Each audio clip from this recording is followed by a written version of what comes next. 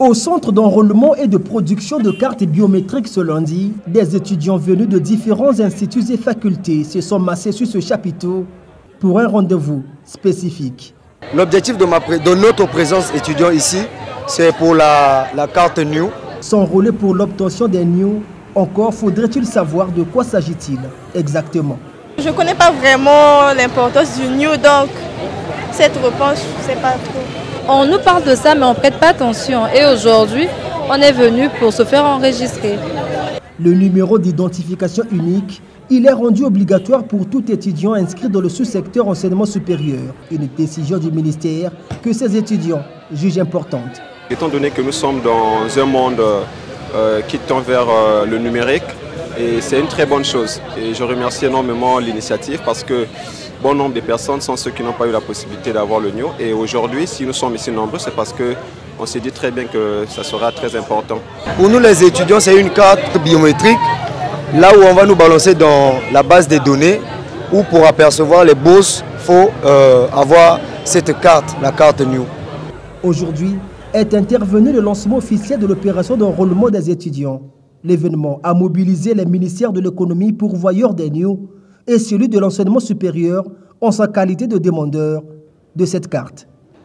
Les étudiants sont répartis par groupe de 1000 par jour parce que la moyenne que nous avons retenue en fonction des caractéristiques techniques du centre dans lequel nous sommes, nous avons la capacité d'enrôler 1000 étudiants par jour.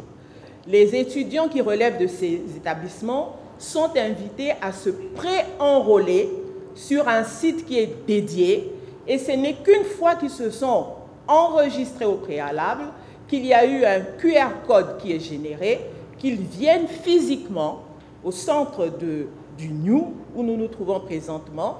C'est Anatole Koliné-Makosso qui a lancé de vive voix cette opération. De la campagne d'enrôlement biométrique des étudiants de la République du Congo. Avant que les guichets s'ouvrent de manière officielle, au total, 24 points sont rendus opérationnels avec des tâches bien précises. Moi, ma tâche spécialement, c'est au niveau de la machine. Donc, vous voyez, l'impétron se présente, je prends son dossier, je scanne, il y a un scanner, comme vous pouvez le constater. Je scanne les dossiers de l'impétron, je télécharge, avant même de scanner, je télécharge les données de l'impétron. Donc, c'est simplement pour nous faciliter la tâche. Parmi les premiers impétrants, Dominique vient de passer la première étape sans difficulté. On nous a demandé de fournir certaines pièces, comme par exemple notre acte de naissance. On nous a demandé une déclaration de recettes. L'organisation était très bien, donc du coup ça s'est passé très rapidement. Selon le calendrier, l'opération devrait durer 12 jours à compter de ce lundi. L'objectif pour le ministère de l'Enseignement supérieur est d'attribuer le numéro d'identification unique à chaque étudiant d'un côté et de l'autre, permettre à ces derniers d'effectuer leurs démarches administratives sans trop de tracasseries.